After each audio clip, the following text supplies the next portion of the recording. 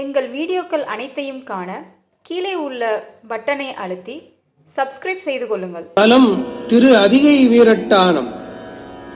திருநாவுக்கரசு நாயனார் அருளிச் செய்த 4ஆம் திருமுறை. இறைவனிடத்தில் தமக்கு உற்ற சூளை நோய் நீங்க வேண்டி விண்ணப்பித்த பதிகம். திருச்சிற்றம்பலம். பொன்போல மேலேவதோர் உரி புன்சடகி வெளியும் பிறகி பொன்போல மெளிவதோர் உரி புன்சடகி வெளியும் பிறகி துன்பே கவலை பிணியல்றிவற்றை துன்பே கவலை பிணியல்றிவற்றை நணுகாமல் கூறந்து கரந்துமே துன்பே கவலை பிணியல்றிவற்றை நணுகாமல் கூறந்து கரந்துமே போலிகள் உண்மை திணித்தளியார் என் போலிகள் உண்மை திணித்தளியார் அடியார் படுவது இதுவே ஆகில் அன்பே அமையும் அன்பே அமையும் அதிகை கடில அன்பே அமையும் அதிகை கடில விரட்டான துறை அம்மா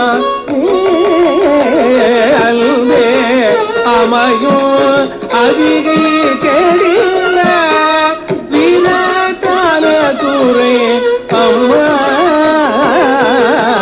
போட்டாய் அங்கோரானையில் ஈருடி தோல் ஒத்தாயங்கோர் ஆனையில் ஈருடி தோல் புறங்காட ரங்கா நடமாட வல்லாய் புறங்காட ரங்கா நடமாட வல்லாய் ஆத்தான் அரக்கல் தனை மால்வரை கீழ் ஆத்தான் அரக்கல் தனை மால்வரை கீழ் அடத்திட்டு அருள் செய்த அது கருத அடத்திட்டு அருள் செய்த அது கருத ஏத்தும் புரண்டும் விழுந்தும் எழுந்தால் ஏத்தும் புரண்டும் விழுந்தும் எழுந்தால்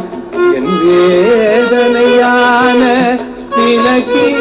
விலக்கீடாய் என் வேதனையான விலக்கீடாய் ஆகாத்துணல் சூழ் அதிகை கெடில கெடில ஆத்தார் துணல் சூழ் அதிகை கெடில அதிகை கெடில ஆத்தார் துணல் சூழ் அதிகை கடில வீரட்டான துறை அம்மானு கடில வீரட்டான துறை அம்மானே அதிகை கடில வீரட்டான துறை அம்மானே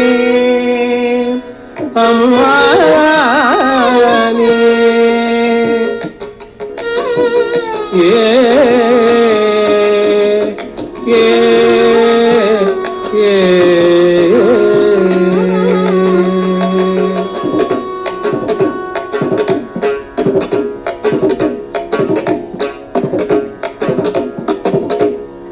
திருச்சிற்றம்பலம்.